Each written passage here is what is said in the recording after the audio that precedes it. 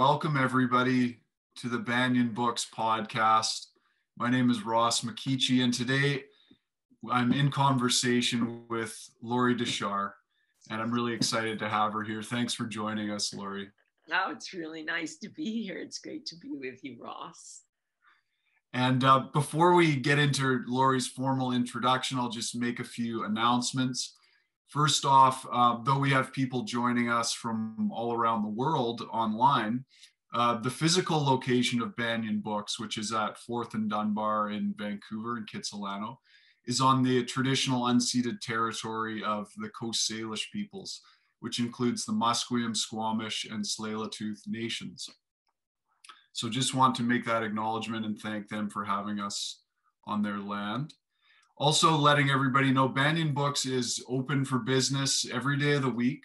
And if you haven't been into the store, please go and check it out. It's Banyen's 50th anniversary year this year, which is really amazing. 50 years since 1970, Canada's leading spiritual and healing resource, and an independent bookstore that's been able to survive through the ups and downs. So that's an amazing feat. Also letting everybody know that Lorie's 3 books are available for sale at Banyen. Her latest one, The Alchemy of Inner Work, will be out in print in January. Her book Kigo is already available. That came out in September. And her master classic, 5 Spirits, is also available and has been for some time now. I'm sure a lot of people are familiar with that book. Okay, Lorie's formal introduction. Here I am, Ross. Here she is. All right. So good to have you. So Lorie Dechar is an acupuncturist, an author, alchemical healer, a mentor, a poetic scholar. She's a dream tender. Lorie is an artisan of transformation. She has worked for over 3 decades to integrate the principles and practices of Chinese medicine with Western depth psychology. She utilizes wisdom and insights from Jungian, Gestalt, and focusing psychotherapy, and integrates this with Chinese medicine and Taoist philosophy and practice. Lorie skillfully and poetically integrates this work into a unique approach that she calls alchemical healing. Alchemical healing is a therapeutic modality directly focused on the psycho-spiritual and soul issues of our time. This unique approach to the practice of traditional Chinese medicine emerges from her commitment to discovering a healthier and more integrated way for herself and other people to inhabit our planet. Lorie's background: education, a master's degree in acupuncture from the Traditional Acupuncture Institute. She also has training in archetypal psychology, Gestalt, and focusing-oriented psychotherapy. After having taught at Tri-State College of Acupuncture for 15 years, Lorie developed a program called the Alchemical Healing Mentorship, which she still runs today. And this mentorship serves as a training program, a learning collaborative, and alchemical laboratory, I like that term, for an ever-growing international brigade of healthcare practitioners and committed explorers of healing and consciousness transformation. Beautiful. As I mentioned before, Lorie's the author of 3 books. Her master classic, well known now, 5 Spirits, Alchemical Acupuncture for Psychological and Spiritual Healing. That came out in 2006. Next, this one was released September this year, 2020. It's called Kigo, Exploring the Spiritual Essence of Acupuncture Points Through the Changing Seasons.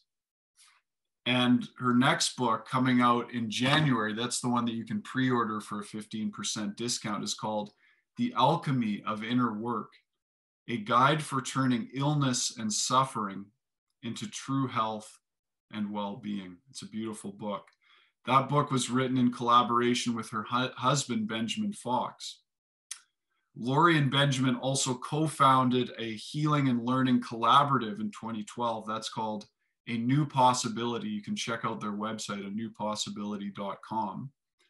And Lorie is now mentoring various practitioners while also integrating the vision of her and Benjamin's work into a wide array of online courses that will facilitate conversation and activism around critical issues related to personal and planetary healing.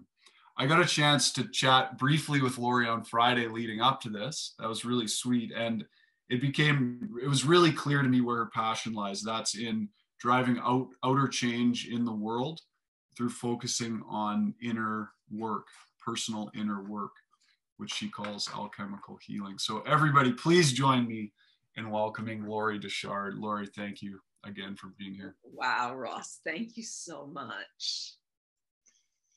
It's lovely to be here with you and to talk about the things that I really do care about so deeply. And it's always fun to hear yourself described and talked about. I'm like, that really me. And the 3 decades part, now it's like almost actually closer to 3.5 or 4. And I'm like, wow, yeah, that's, and I just try and take it all in. But yeah. Thank you for that introduction. Oh, you're welcome. And, a lot of people around the Banyen community are familiar with your work, especially your first book, 5 Spirits. And so there was a lot of kind of excitement about having you on the show. So thanks. I'm excited to be here. That's great. And where are you joining us from today?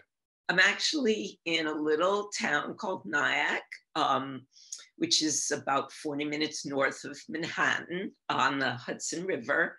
And this is actually my clinical office where I've been treating people for, this office, 15 years. It's a little yellow room with a lot of magic happens in here. And it's a nice place for me to be chatting with you from. Oh, beautiful. That's where it all happens. Okay. Yeah. It's one of the places it all happens. Now, actually, we say, where do you practice? And I'm like, well, I practice in Nyack and I practice in a little town in Maine when I'm there. And I'm practicing virtually all over the world now at this point. I think it's just a whole different feeling to be able to be in real contact with people all over without even always having to jump on a plane. It's a different world in 6 months. Yeah. So are you actually working with private clients and patients via Zoom now as well? A lot. Oh yeah, a great deal. I work with people. I do a lot of supervision of practitioners, as you said, mentoring groups, and through our website, we have courses and monthly meetups. And so all of that's virtual at this point. And I do also work with people virtually. Of course, you can't use needles, but later in our conversation, we'll talk about some of the other options about moving chi that are available, whether you're in person or virtual or in a group or on your own. I'm looking forward to that for sure. If I may, I'd like to learn a little bit about your background, your formative years, where you come from and how you came to the work. So can you tell us a little bit about your beginnings? Where were you born? Oh, well, I'm a New Yorker. Okay. I come from that sort of, my family's from Eastern Europe. Let's see, my dad came from France, sort of refugees, immigrants coming to America. I'm first generation in that line. I was born in New York and I grew up here, but we've been living up on a little town in the coast of Maine for part of the time for probably the past 20 years. So I'm up there part-time and down here, and then wherever else I'm supposed to be, show up there. Okay. And so what were your parents like growing up, and what was your family situation? Did you have siblings? Well, I did have 2 brothers who are much older than me, and wonderful, great to have brothers. It's great to be the youngest girl in a family with 2 big brothers. That was a real plus.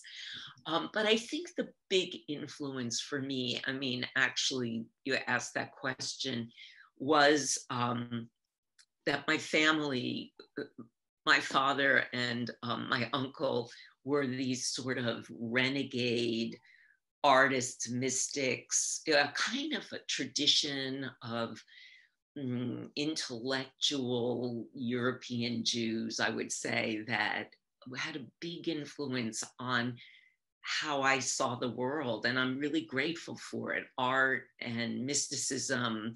My uncle was a translator of theosophical texts, and he was the person who taught me to meditate when I was 9 or 10, I think. He said, I remember it. I remember he was visiting us, and he was sitting in the living room, and he said, I'm going to teach you how to get quiet. I was 10. I loved him so much, and he sat there and he said, all you have to do is just sit quietly and ask yourself, who am I? And we sat together and we just asked that question. And I guess in a way, I've probably been asking that question ever since, really, Ross. I think I really do credit my uncle. His name was Paul. And I credit him with being my first teacher. I actually have written about that. Yeah. Wow. That's beautiful. Yeah, I mean, there was obviously, like for everybody, a lot of generational trauma. There were a lot of issues. It wasn't an idyllic, perfect childhood by any means. I don't know if those exist, but having that early exposure to Buddhism and beauty and art and the liberation of ideas, that's been a big influence in how I've approached my whole life. Okay. And poetry has played a big part in your life as well, no? Yes, I started writing around the same time. Everything happened when I was 10. Okay, that was a big year for you. I started writing poetry. I'd always been painting, and I think actually these questions are leading to the really central question of why I've written the books, why we started A New Possibility, the kind of why of all of it. Yes. Did really start back then. Which now is nearly 60 years ago, which is incredible. But yeah, I'd say the understanding that dawned on me at that time, that the way people approached or were approaching the world was very partial. Yes. Yeah, you talk about that a lot in your work, about in the modern Western world, how everything is compartmentalized. The body and the mind are split, and everything's split up into segments, and there's never a holistic, integrated outlook. Yes. So this kind of realizing really early on that the natural world and our bodies, I grew up kind of dancing and being in the woods, and that those places where there was some kind of wisdom or spirit, or you could go there and learn things. Mm-hmm. And I was, alive at the time where so much of Western culture was in a tremendous growth spurt, and the woods where I grew up were being built over, and the pond where I skated was being filled in. And really early, that became a heartbreak for me. That people didn't seem to be understanding that there was a kind of magical soul presence everywhere in the natural world. And as a young person, I literally it was a painful realization for me to see that this was happening, and I couldn't seem to stop it. And that desire to bring a different kind of awareness to how people were interacting with the natural world, but with themselves, with their own bodies, and with each other, that began when I was really young and just kept growing. Just kept growing. Yes, and eventually brought you to acupuncture, Chinese medicine, Taoism. How did you come upon that work? Yeah. So, I mean, I think that there was a little skip there, because from the time when I was 10 that we're talking about, what increased through my teens, and I think for a lot of people in my age, living through the 60s and early 70s, turned into a kind of, I have to say, a kind of simmering rage. Right. And in my early 20s, I was really became a very engaged environmental and feminist activist. And like now, I was thinking about this today, that in my 20s, I remember going down to DC with a bunch of women, and our action was that we brought these big baskets, kind of like the flowers I have behind me, but we filled these baskets with flowers, and we had poetry broadsides. This is really, I was like 23, 24. And we went down to the Pentagon, and I have old pictures of us, this bunch of hippie women, like in our costumes, and we put these flowers, baskets of flowers and poetry on the steps of the Pentagon. I kid you not. Like now, I think we literally went up the steps, left the baskets, and went and did our little, anti-nuclear peace brigade in Washington. But, being that action, which one could never even do now, but it was an action of trying to bring this awareness of nature, and that we can be different kinds of humans, that our orientation can be different. So that was kind of an in-between time for me. And at the same time, Ross, right around the early 70s, was actually when Chinese medicine was starting to come to America. Right, okay. And what a lot of people don't know now, but at the time in the early 70s, where it really was brought over was through radical activists. I mean, people who viewed themselves as communists or serious change makers in the world, the Students for Democratic Society, the Black Panthers, the Young Lords Party. They were from Puerto Rico. These young people were going to China. Really? Okay. And some of them were people I knew. I actually knew some of the people in the Young Lords. I knew people who were engaged in more radical activism. I didn't go to China at that time, but I knew that the idea was, oh, here's a medicine, this Barefoot doctor medicine from China, that could, in an economically feasible way, treat thousands and thousands of people. It was a complete departure from Western medicine. And it was meant to be a medicine of the people. That was the early idea.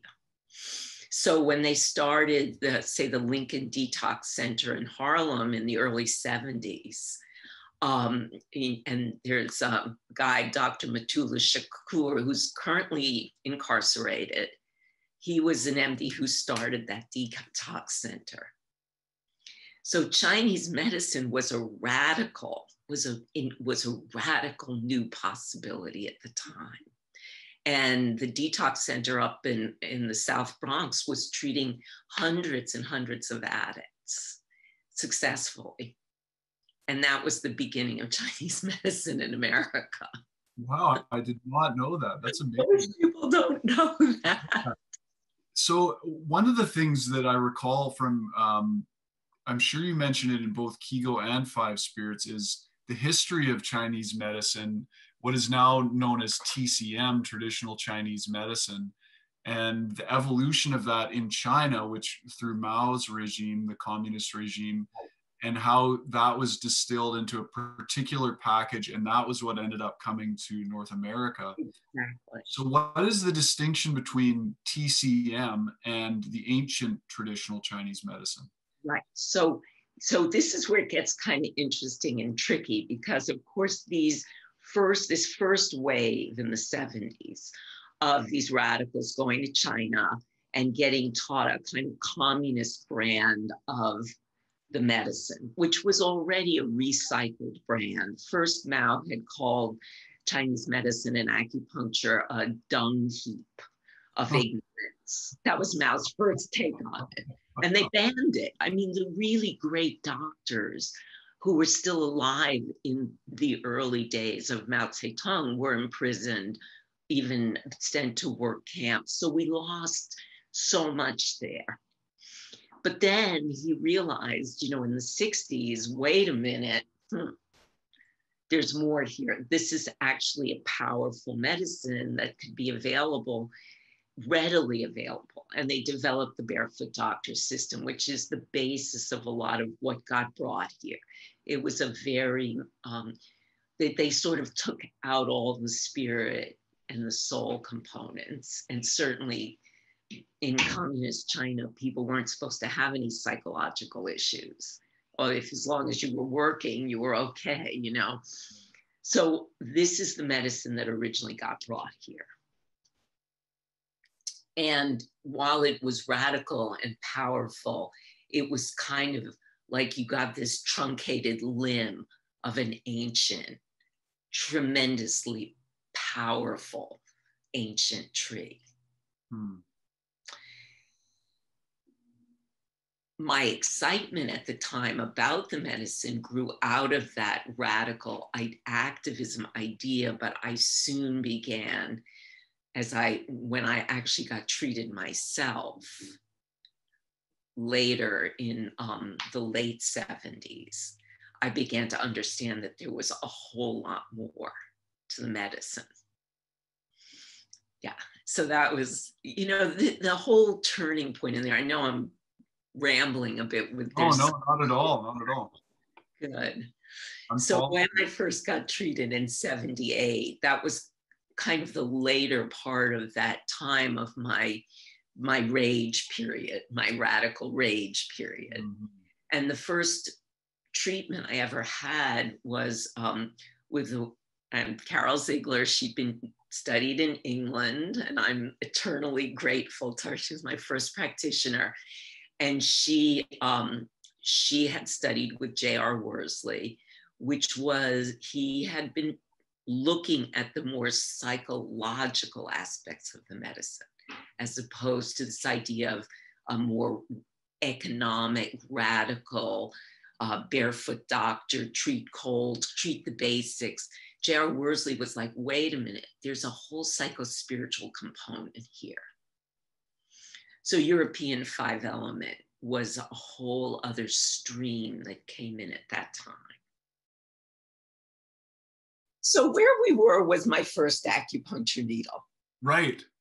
With my first practitioner. And the thing that she said to me, which I'll never forget, because I walked into her office and she said, "You're very, very angry."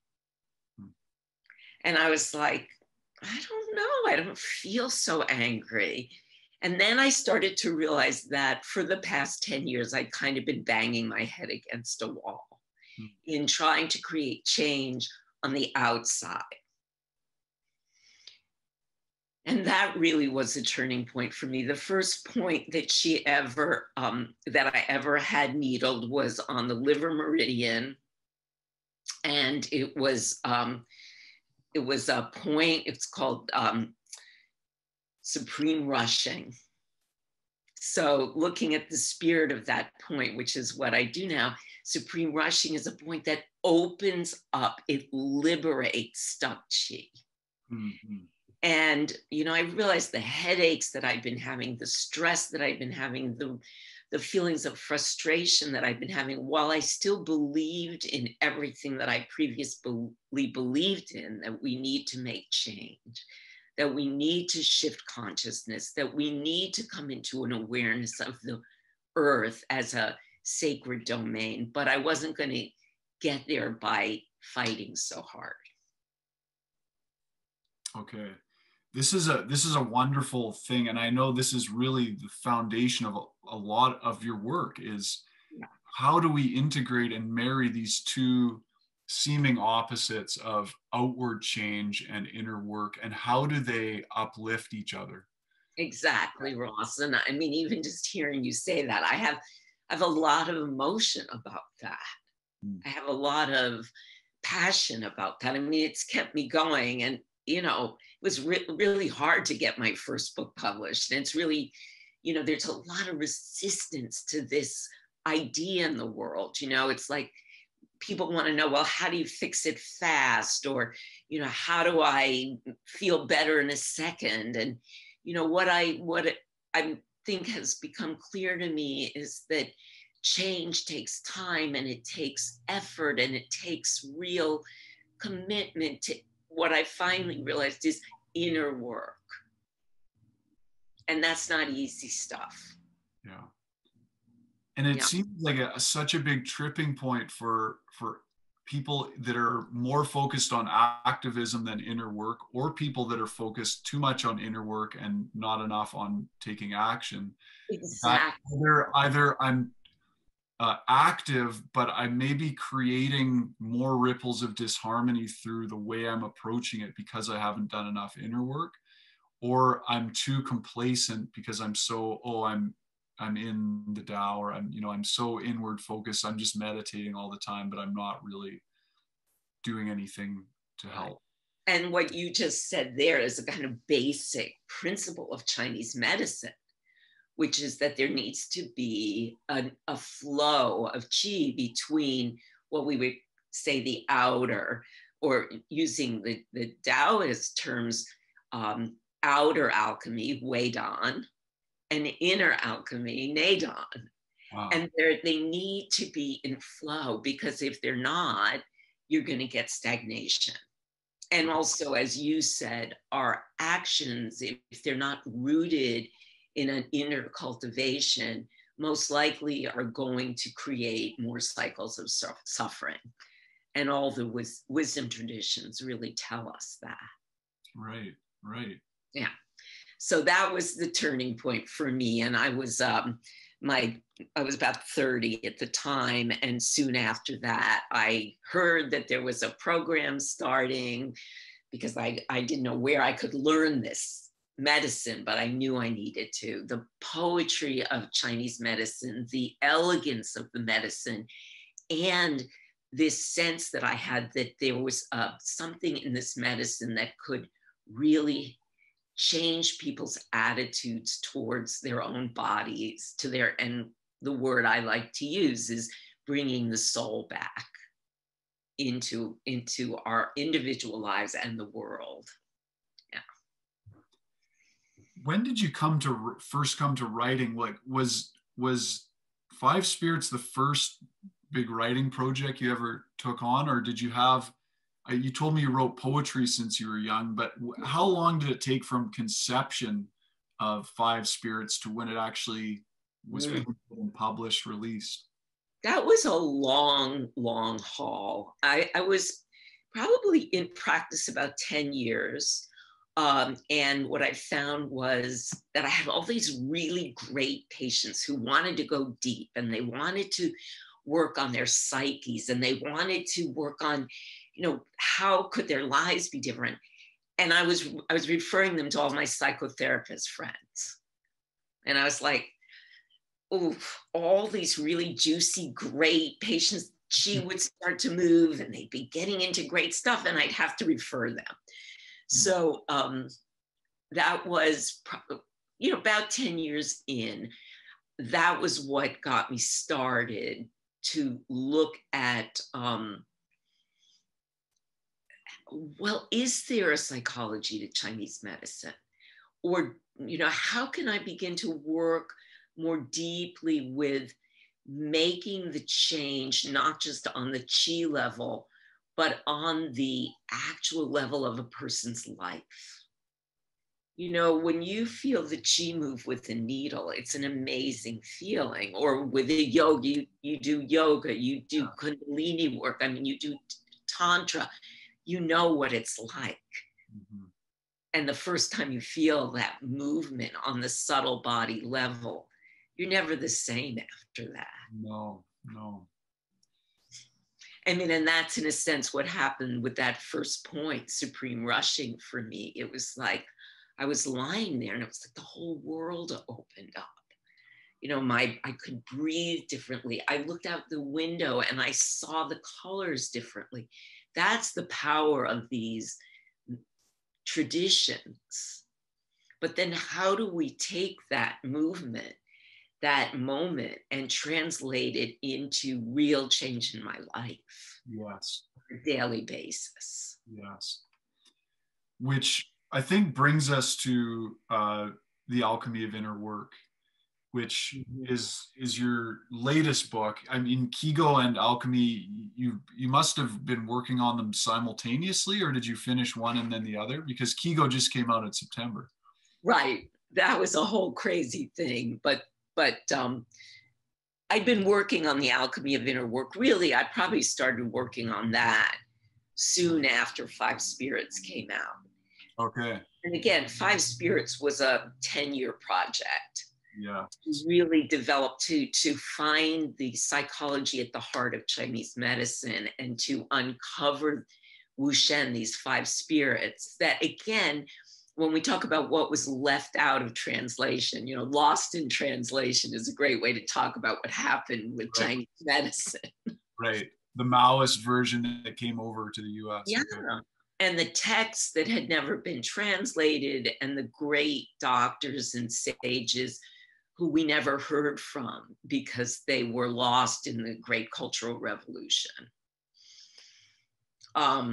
So to go back in and dig out, you know, and get to the core, that was, you know, I credit Claude Lorie and Elizabeth Rochat de la Vallée, and I think most practitioners really do know. Lorie was a Jesuit priest who'd been living in China, and he's one of our great, brought the great gifts of the spiritual tradition by translating these texts and not leaving out the spiritual component. And I had the opportunity of studying with both of them while I was in school.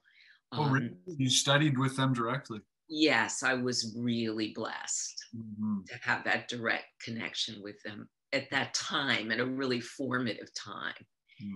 And his way of looking at etymology is so poetic that, of course, for me, it was like, this is my thing. It's obvious that you have a love for etymology and the origins of language and words. And really, in all of your books, you use it so beautifully it opens me as a reader, like, to understand these words and the way you present it. Well, Claude Lorie and Elizabeth Rochat de la Vallée that's the great lineage, you know, of the sort of, again, they're careful, precise French, Chinese. It's like, let's go in there and really tease apart the thousands of years of information in these Chinese characters. So that became a way into discovering these other parts of the medicine that had been left out. And that's increased. I think there are other teachers now, other translators who are bringing that aspect of the medicine through. And I feel like that's been my calling as well, to stand for that. Yeah, so this is the inner work component. And the outer work is the activism. Yeah. So can I ask you some questions about the Alchemy of Inner Work? Love that. Okay.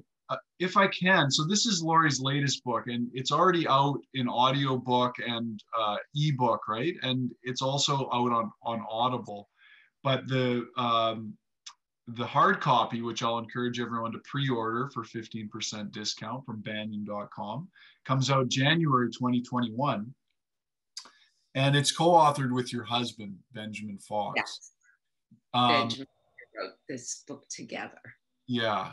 Now, how important is Benjamin in your work now? It seems like you two are really have this beautiful synergy together. And I got to meet him on Friday and this morning, and you're just lovely together. Thank you. Mm. So Benjamin and I met 23 years ago at a retreat. Of course. It was a retreat called The Body Sacred. Uh-huh. And really looking at the marriage of spirituality, sexuality, relationships. So that's where we met, and our whole relationship unfolded from there. Right. So that was the starting point, the foundation of what you built. Yeah, it really was. And I was already teaching at the time. I was beginning to the very beginnings of this work.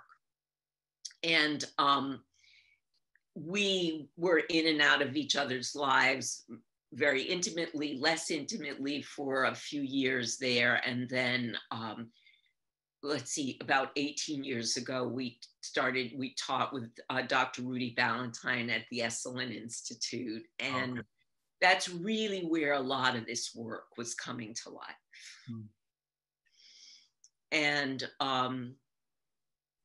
15 years ago, Benjamin and I just finally, after a lot of different exploration and different ways of holding our relationship, decided that we were, despite kicking and screaming at times, that the universe wanted us to really get down and get with it. So we didn't get married right away, but we did start living together. And at that point, Benjamin has a lot of experience in organizing retreats. He's an incredible community builder, and an amazing ongoing devotion to inner work and the importance of the crucial importance of inner work.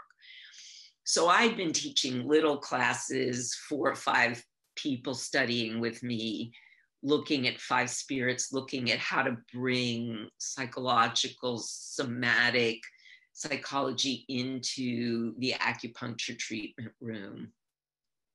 And Benjamin said, if we work together, I think this thing's going to grow. So what I've found is usually Benjamin, if he has an intuition, he's not an intuitive, he's very practical and very sensate. But when he has an intuition, I'm like, I got to listen to this. Right. Because he's not always throwing intuitions out there. So not at all. Okay. Not at all. So when he said that, I was like, oh, that's a whole new thing to start to really build this out into a community, where a kind of learning community, and as you said, an alchemical laboratory for practitioners. And then it expanded way beyond acupuncturists. And now we've got people from all different professions, with doctors and nurses and psychotherapists and massage therapists and artists and business people have been studying with us. And now we're opening it, as the Alchemy of Inner Work comes out, to anyone who wants to bring this work into their life. That's a wonderful thing. That's a really wonderful thing. And you've really kind of taken the concept of the ancient alchemical practitioners and brought it into a very modern, accessible context in this book. I'd like to, if I can, share a quote that I think sort of gives a good idea to people about what is in this book and how it might help them. Before I do, I just want to announce one more time for folks in the audience to keep questions coming in, because we are going to do live questions from you. So if you type it into the Q&A function there, we'll be able to read over those at the end. So any questions, keep them coming. So here's a quote from the Alchemy of Inner Work. The subtitle is "A Guide for Turning Illness and Suffering into true health and well-being. So in the book, Lorie says, in keeping with the transformational intent and inquiring attitude of all alchemical traditions, alchemical healing, the alchemy described in this book, works to transform the suffering of our spiritual, emotional, and physical symptoms into meaningful messages that hold the potential to illuminate the divine purpose of life. The pressing question then, which I hear time and again in my treatment room is, am I living the life I was born to live? How do we know if we're living that life? Where do we start with that? Oh, that's a great quote, Ross. You pulled something really, really good out of the book.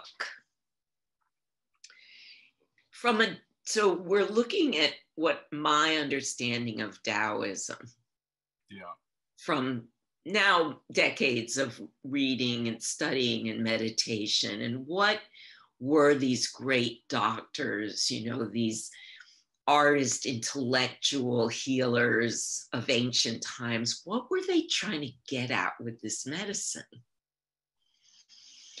And what I've come to understand is that the essence of this Taoist approach to healing is that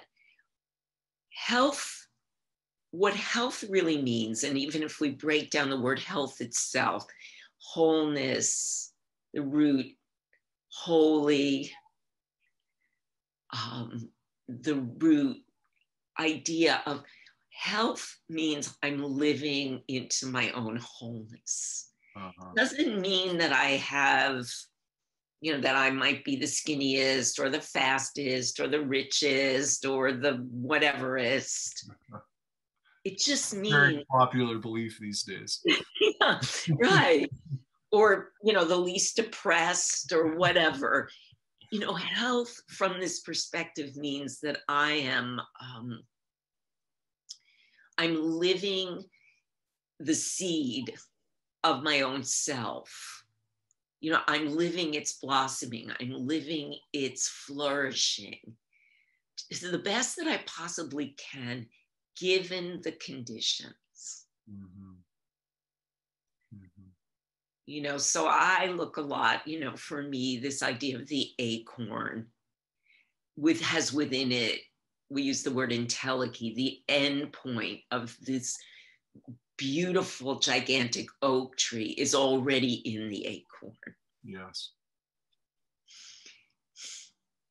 So, who you, Ross Mikichi, are meant to be, that was there at the moment of your conception, and when you go deep into the Chinese classics, you see, like, they're saying that there was a tiny speck of starlight that came down from the Big Dipper, the moment that your mom and dad, had that moment, and the egg was, activated. And at that very moment, the seed, the star seed of you was already there.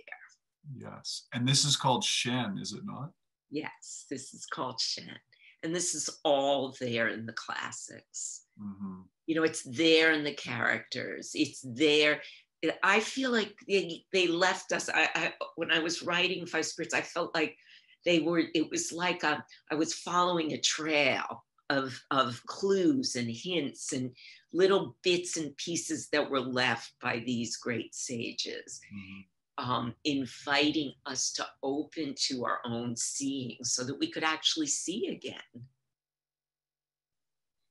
And that's, for me, the essence of health, is that given the conditions, and they're never perfect, and sometimes they're highly imperfect, they're just like an acorn, it falls where it falls. But our task is to still become the closest that we can be to our own expression of Tao.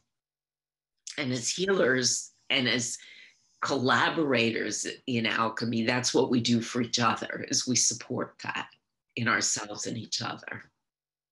Wonderful. This is what they call living your Tao, is it? Yeah. For me, yeah. Okay. Yeah. Now, you are going to share a practice with us from the Alchemy of Inner Work, which is great. But before we get to that, I wanted to ask you. Oh yeah, so you really, obviously your background is mainly in acupuncture and Chinese medicine, Taoism, but what you've done here is very skillfully, I must say, brought in a lot of Western depth psychology. So maybe you can just tell us a little bit about your experiences with Jungian psychotherapy, with Gestalt, with focusing, and how you started to work it into your practice, and how you've integrated it in this book. Yeah. So again, at that moment that I mentioned when I was referring all my best patients out to my friends who were psychotherapists, I said, there's got to be, I don't want to stop being an acupuncturist or a practitioner of Chinese medicine. I love the medicine that I'm trained in. But there's got to be a way to work with these psychospiritual issues, still staying true to my own training here. And so I started reaching out to discover what Western psychology had to offer. And I studied Gestalt, which was a very useful looking at the energetics of the body and the emotions, but it wasn't quite it. And then I discovered Jean Genlin's focusing technique, which has had a huge impact on my work because it is a way of accessing somatic wisdom, going into what I call the po-soul, the body soul, the body, the autonomic processes, and really learning to listen. But for me, the turning point came when I started to really dive into depth psychology, and particularly Jung's idea of the collective unconscious. Because what I came to realize there is that there's a depth in all of our unconscious, which is universal. And that allowed me to go back into Chinese medicine, especially with the idea of the archetypes, that there are universal truths about the soul that we come into the world already ready to receive. I love the way that you describe archetypes in the book, and you even describe them saying that the ancients looked at them as living conscious entities of their own with needs and wants and desires. How to, I've in my personal work, I have tapped into archetypes in that way through traditional yoga and tantra with the different deities. Now, for someone who hasn't gone into that work deeply, how can they understand archetypes and how to tap into those very strong transpersonal forces? Yes. So, one of the, basically to me, traditional Chinese medicine in its truest sense is it's a medicine of archetypes. We do move qi, of course, but one of the ways we move qi is through imagery, is through the needles, but also the language and the poetry and the imagery. So, I work often with 5-element acupuncture, and we'll get to that in Kigo. But so 5-element acupuncture is based on the seasons and the elements. And the elements are, I'm just going to say water, fire, water, wood, fire, earth, metal. Yes. Anyone of you out there in any continent, at any time on this planet, any human, if you put a person in front of a candle flame or a warm fire on a moonlit night, or you sit beside a pond. It's like we all have in us, we are born with a receptivity to these. They are elements, but they are also archetypes. They are primal forms that touch us, that move us, that affect us. I mean, my granddaughter, she's Diana's 17 months old now.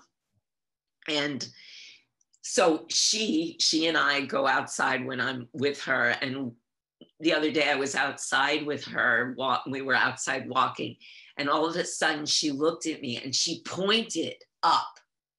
She pointed up. And I was, and I've been with her a lot, and she didn't used to point up, and now she's pointing up. And I looked up and I saw the sunlight coming through the leaves, the crimson leaves of a maple tree. Hmm. And she looked at me and she was like, oh, her whole heart had opened. And I picked a crimson leaf and I handed it to her. And she looked at me with this absolute glow of delight in her eyes. So that is already, to see the sunlight through crimson maple leaves, that's something we're all born with. We're born ready to see this. We're born ready to receive the world like this. Those are the archetypes. So if I say to a person, I'm treating the fire within you, or you say, come in contact with, the fire deities in the tantric tradition, or the Shakti power, the fire that comes up from the earth, we're dealing with, yes, they're ideas in a way, but they're way more than ideas. They are the first formative capacities of our nervous system to take in the world. Right. Wow. Lorie, I have to keep us on track a little bit with time, but there's so much we can talk about, and I feel like there's an immediate connection into Kigo. You use that term to see the sunlight through crimson leaves. That sounds like is that a Kigo itself right there? Yes. Okay. Well, okay. That's Kigo, a season phrase. Yes, a season phrase. So before we dive into Kigo, you were going to guide us through a short practice from the Alchemy of Inner Work. Yes. Can you do that? I would be delighted, and be very good for me too. Okay. And the practice, we talked Friday, and you said, what practice would you do? And I feel strongly that if there's any practice for any of us living through these strange times, it's the practice I call the pause practice.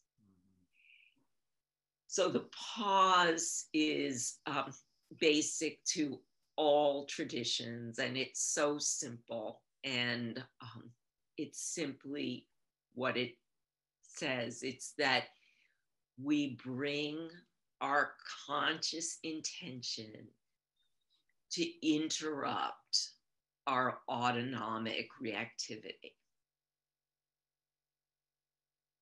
And the Chinese speak about it in the alchemical text as reversing the handle of the stars. They say alchemy begins when we reverse the handle of the stars. And the handle of the stars is the light of awareness.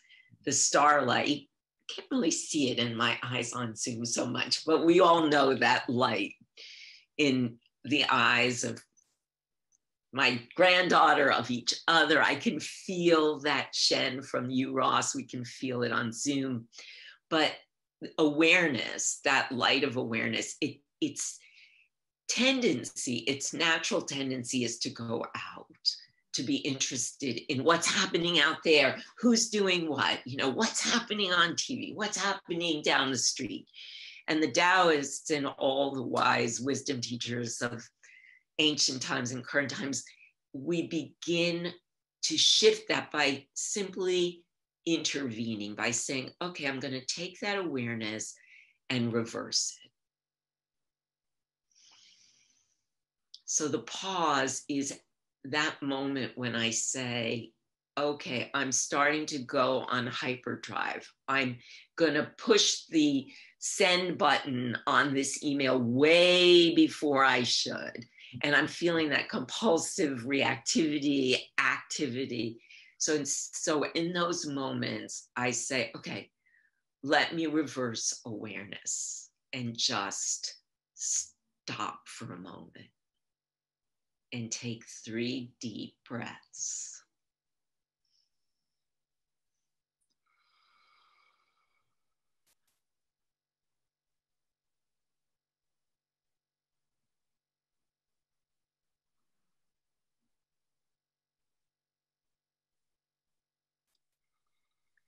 And in that moment, the whole world can change.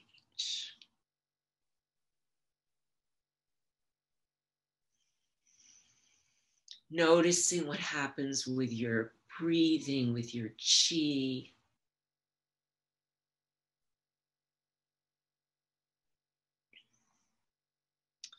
And I have a little acronym that I like to use with this practice. And the letters are RSVP. You know, which we know is respondez s'il vous plaît. It's like respond to the world differently. And the letters stand, the R is for recognize that you're going on hyperdrive. Recognize that you've left connection to the body. And so whatever gives you those clues, we all have different, maybe that your breathing's tight, you're getting very hyped up. So recognize that that's happening. The S is for stop. Just stop.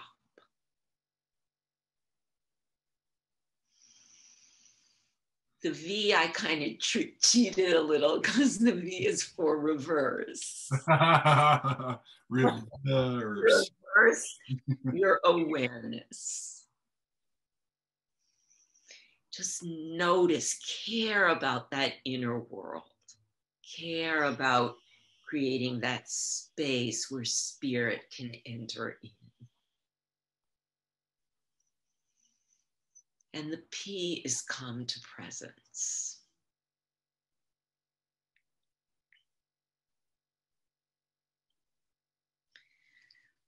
So RSVP are the sort of takeaways for the pause practice. And, you know, even though I'm not big on acronyms, I do feel that they're really useful to the sort of reptilian nervous system, the primitive parts of the nervous system, not the thinking mind, but those reactive, primitive parts of us. They like it simple. They like it really like RSVP. What do I do? I'm getting hyped up here. So I recognize it's happening. I simply stop. And you can do this anywhere. You can do it in the middle of a Zoom interview. We just did. Look at that.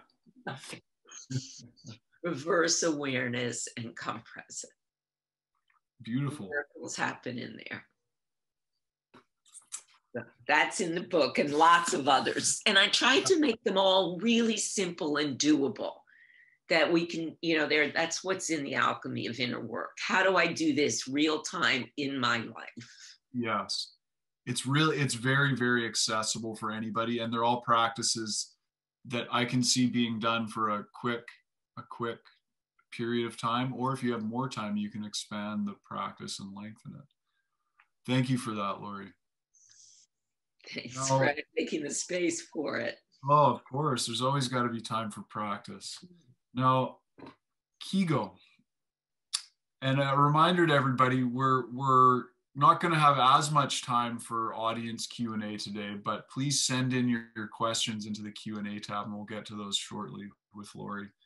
Kigo, exploring the spiritual essence of acupuncture points through the changing seasons.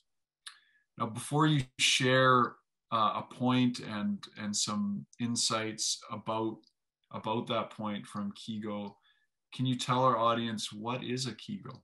Mm-hmm. Yes. So Kigo means season word in Japanese. And it came to me, I was out running in the fall. And as I was out running, I had just heard the word Kigo, and I got that it was the season word. And I realized that the Kigo is the season word. It's said to be the window of the haiku. It opens the door. You know, when you read a haiku, it's 3 lines, and yet a whole world opens in a haiku. And for the Japanese, it's the Kigo. They have sets of season worlds. Like you said, sunlight, or season phrases, sunlight coming through crimson maple leaves. Pumpkins with frost. So those season words open the haiku just the way a needle in a spirit point opens up the doorway to the soul. When I get the point in the needle exactly right, and I'm working on this very subtle spirit level, it's as if the whole world opens. And people will often, they'll say, oh, they take a deep breath. They say everything just shifted. You know, the supreme rushing was that kind of a point for me, that very first point, which released the anger so that it could transform into a different kind of flow in me. Changed my life. That's fantastic. And, you know, this, like all of your books, the way that the poetry of it all is beautiful. And, you know, I thought 5 Spirits and Kigo are both mainly aimed at people who are practitioners. Alchemy of Inner Work is an everyday person's kind of book, but despite the fact that I'm not a practitioner of acupuncture or Chinese medicine, I found them just captivating because of how poetic it all is. So it's technical, but it's also artful, and yeah, it opens that doorway. I'm really glad to hear that. And actually, I've been hearing that another somebody I know who's not an acupuncturist, she's not a body worker. She said, I love this book. She said she's reading the points and just looking them up to find the location, because the location isn't in Kigo. We do have locations in the Alchemy of Inner Work for points. Right. But they're easily accessible. And as you said, to read them and then look them up, it can touch anyone, because these points belong to all of us. They don't belong to someone who has an acupuncture degree or someone who's got a PhD in Chinese medicine. The points are in all of our bodies. They're doorways into our souls. So they're meant, in a sense, I think of them as indigenous to humans. I like that. Now, you are also going to share with us from Kigo a particular point, and I believe it applies to the season that we're in right now, autumn season. Is that right? Yeah, I thought I'd share an autumn season point that, now again, you can't use needles unless you're trained, of course, and the use of needles is it's a very developed skill. It takes a long time to learn. Many aspects of Chinese medicine you cannot practice without a lot of training, but touching a point on your own body or the body of your kids or someone that you're close with, that's something that belongs to anybody. And in fact, my Chinese students, when I taught at college, they all said their grandmothers were always working with these points on them, you know. So now that I'm a grandmother, I feel like I can tell everyone to use these points whenever you. So I thought I'd like to share a point for the autumn season, which is the season of the metal element. So again, metal as an archetype, we know it has to do with, you know, what's under the earth. What's metal is heavy, it's yin. We dig it out from the ground. It actually, many of the metals come from comets and star dust that's gone down under the earth. Think of the minerals under the whole world now is going down. That's the energetic of autumn. It's a deepening. It's a yin sequestering, distilling of perfection that's been produced through all the previous seasons. But there's also an element to the season that, you know, there's a kind of a letting go and often a feeling of grief, because we are letting go of the expansion of summer and the growth potential. We're going into, in a certain way, a time of sleep, a time of many things are dying back in service of, I always say, one of the things about metal is it's dying, but it's about the legacy that gets left. But in order for that legacy to get left, we need to take care of the metal. We need to make space for that deep sleep. So the point that I want to share at this time, because I think a lot of people do start feeling a little sense of more depression. People talk about light deprivation, tendency for the immune system to get challenged. And especially this year, I think there's a feeling of like there's been some freedom over the warmer months and people are feeling like, oh, there may be quarantine again, we may be enclosed again. So this is a point that can support us with that. And it's, the point is the number of the point. When we give these points in Chinese medicine, they have numbers. So this point is, it's the second point on the lung meridian. Okay. And you know, this is a season where our lungs can be challenged because the lungs are part of the metal elements. So the lungs are vulnerable now. We need to take care of, stay a little warmer, keep covered, take all those good immune boosting herbs and use your Qigong, make sure to breathe enough now. But this point is another point that you can use this season to take care of your immune system, but also to take care of your spirit. So it's lung 2, and the Chinese name is Yun Men, which means cloud gate. Cloud gate. Cloud gate. So in a sense, that's already the Kigo of the point. Okay, right. Cloud gate, because even right now, as I'm talking to you, Ross, outside my window, there are these silver rushing clouds, and they come and they cover everything, and it gets dark. It's getting light in here is shifty. And then all of a sudden, the wind comes, and the clouds, they sort of raggedy tear open, and this golden light comes. It's happening right now.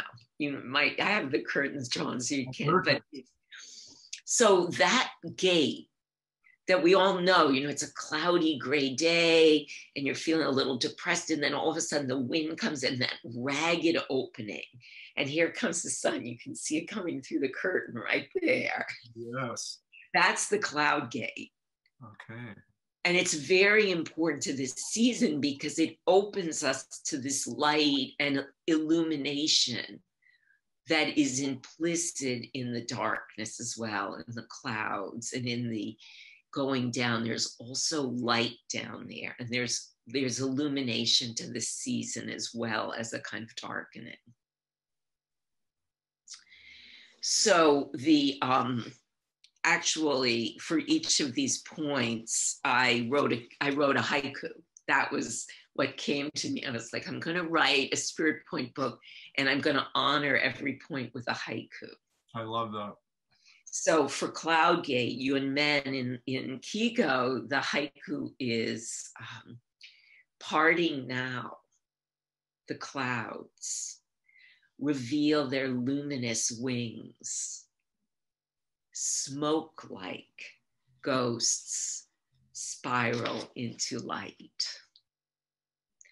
So that's what's happening now. It's like there's this movement, there's this spiraling also of the ghosts of ancestors. It's a time, you know, where the veil between the worlds gets thin, life and death and transformation. This point allows us to open to the mystery of the time. So it is located, and it's located, for those of you who are watching on video, you can see it's at the outer edge of the bone called the clavicle, your shoulder bone. And you drop down at the outer edge of that clavicle, and there's actually a depression between the shoulder and the collarbone. Right, I feel it. Okay. Lovely little dip. And if you press into that dip, it's often a little bit tender. You want to be gentle with it. But that dip right there is where the point lies. And even right now, you can follow with me and just place your fingers there and take a deep breath and open into the point. So the indications in the text, they say it's for fullness of the chest, for coughs, okay? So you can think of it in very practical ways. But when we think fullness of the chest, we're also thinking of feelings of grief, like letting the tears come, not just out of sadness, but almost like the tears of appreciation of the moment. That's one of the beautiful spirit point attributes of Cloud Gate, is it brings us in touch with the passage of time and the preciousness of time. So it is an immune point. It will definitely support your immune system to activate this point. If you have the feelings of, you know, a first cold coming, you can use it that way. And you can apply an essential oil. My favorite oil for that point for immunity is called Raven Sarah, and I talk about it in the book. It's an incredible aromatic, a little like eucalyptus, and applying Raven Sarah to that point will support your health and your robustness and your resilience in this time. But that's not the whole story. That's the sort of outer level of the point. But the deep inner meaning of this point is that it will open up a space in the clouds so that you can get in touch with your own spirit. And so when you're working with it that way, you want to be just very gentle, almost like meditating on breathing into the point itself. And if you do that, you can, this point actually opens into the back when you needle it, or when you can really get it to open. It opens into a point in the back, which is called the doorway to the posal, the doorway to the body soul. So Cloud Gate opens us both to the illumination of the sunlight, but also the deeper illumination of the body. Being able to listen deeply to my own soul, finding that window, that doorway, that gateway to the self. That's really beautiful. These points are amazing, and as you just described, the layers as you go inward and get subtler and subtler with it. Exactly, it is a body point. It does have practical use for immunity, for even if you have a cough, if you feel like you've been exposed to cold or whatever, you use a Raven Sarah eucalyptus on that point, and it works. It works. You know, I've been doing this for years, and it's a powerful But then it also has deeper, what we call nadon, or inner alchemical uses. And it depends on your intention. It depends on your focus. And Kigo, again, will bring you into those deeper points, but I do also speak about its other purposes. Right. So that, just for everybody, that's just a little glimpse into Kigo, Lorie's book that came out in September. And of course, that's also available at Banyen. Now, we're going a little bit over time because we had a couple technical glitches. So we'll get, we don't have a ton of audience questions, but we'll get to a couple right now. So Barbara says, thanks, Lorie, for the beautiful oak and acorn analogy. And she wonders if you can recommend a practitioner in the Vancouver area. Yes. Aha. Can. Fabulous people in Vancouver. And what I would suggest, Barbara, it is? Barbro, it says. Barbro. That's a typo. Jacob's curating the questions. It says Barbro. Okay. So this is perfect because I actually did want to mention our website, anewpossibility.com. Yes. And on A New Possibility, just go to our website and there's a practitioner's directory on the website. And you don't have to be a member we have an Inner Healing Circle membership, which I want to invite everyone to, where you can engage in the work and be in our monthly meetups and learn much more. But you don't need to do that to get referrals. And so the directory is, you'll see it right there, practitioners directory. And in there, we have practitioners in the Vancouver area. I think at least 2, and I can say everyone in that directory has studied with me extensively. They're curated. They're not just people who sign in, they're people who've really studied with us, who do this work, and who Benjamin and I, from the bottom of our hearts, stand behind and recommend. So anewpossibility.com, practitioners directory. If you have any problem finding it, just contact us, and there's a contact on the site. Yeah, and it's really a wonderful site. I had a chance to look around a bit. It's a whole online community and goes beyond just that as well, for practitioners and people looking for practitioners. There's different online courses. There's all kinds of content. There's an app you can get on your phone. That's really fun to have the app. Yeah, I downloaded it when I was leading up to this. It's really great. There's a messenger function. Benjamin and I were sending each other messages. Yes, and we'd love to have people join and check us out. The website is A New Possibility, one word. Good point, because someone just typed in the chat, Angela, she typed in newpossibility.com. You have to put the A in front, Angela. It's anewpossibility.com. And one of our goals, one of our stated goals of the site is to bring together all the incredible practitioners who work with us and the patients, people who are looking to learn more about this healing. And we have, our practitioners are putting up courses, and we've got great courses on all kinds of the spirits, and people are going to be posting courses on Sufi whirling and essential oils and anything alchemical. And we're growing, so please join us. That's fantastic. And I see Jacob's just typed in the link on the chat there. So I think we've got time for one more question here. And there's a good question from Sabina saying, for people living close to the equator, how does the lack of distinctive seasons influence one's health? And what can they do to look after spirit and physical health? Beautiful. Yes. Well, actually, one of the people on our team, Luis Morales, who's our designer and he handles all our Instagram, and we love Luis, and he lives in Colombia.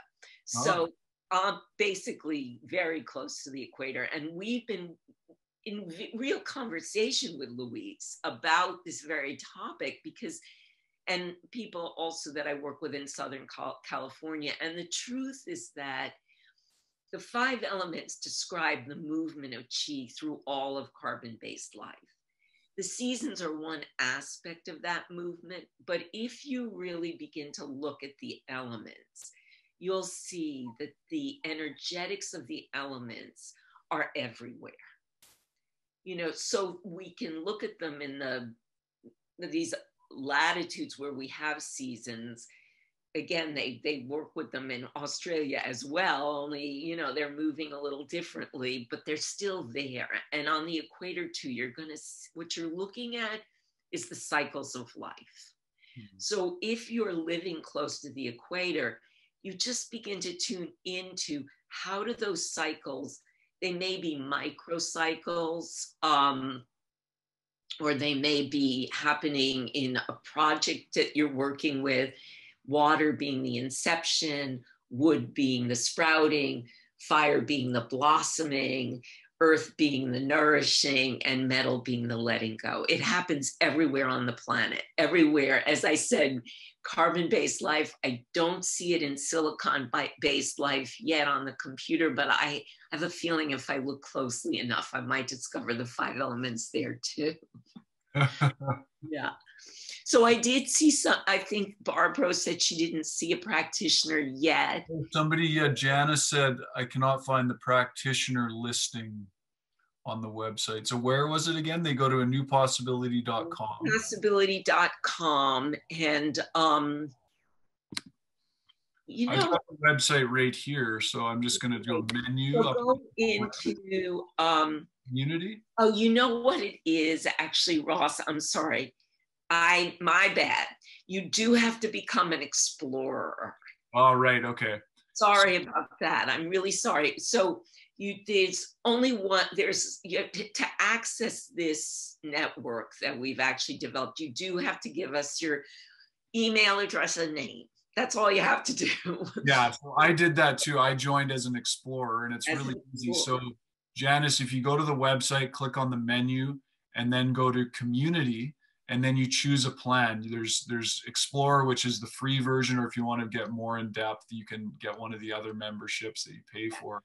And once you join there, then you can get access to the practitioner list. Yes. Okay, I'm glad they asked that, and that was my mistake. Actually, the network, we've been up and running about 6 months, but I still kind of forget some of those glitches. Yeah, but you can join, just give us your name and email, and then you have access to, there's tons actually of information and some videos you can watch. I think the pause practice is even up there, as well as the directory and the invitation to join and become more deeply involved if you choose to and would like to. Yeah.